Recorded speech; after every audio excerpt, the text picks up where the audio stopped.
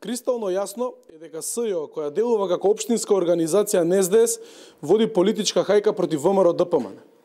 Еклатантен пример на непочитување на законот представува информациите дека и покрај завршувањето на рокот, СЈО продолжува со хајката на истражни действија и притисоци.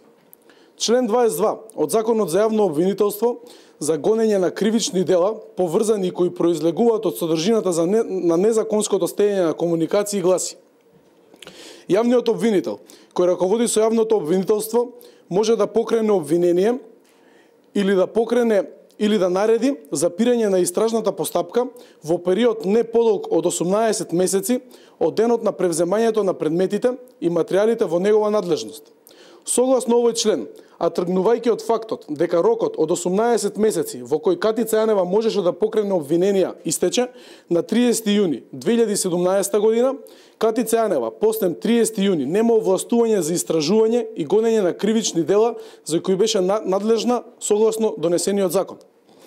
Катица Јанева не е овластена и нема надлежност да превзема понатамошни действија во предистражни и истражни постапки за превземените предмети и материјалите за кои заклучно со 30 јуни не покрена обвинение.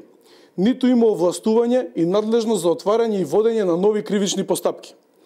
Доколку Катица Јанева после 30 јуни превзема понатамошни действија во предистражна и истражна постапка за превземените предмети и материјалите за кои заклучно со 30 јуни не покрена обвинение или отвара и води нови кривични постапки, сите превземени действија имаат третман на незаконски действија.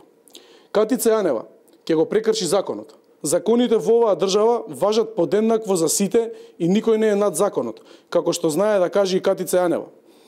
Укажуваме дека истата не е над законите во оваа држава.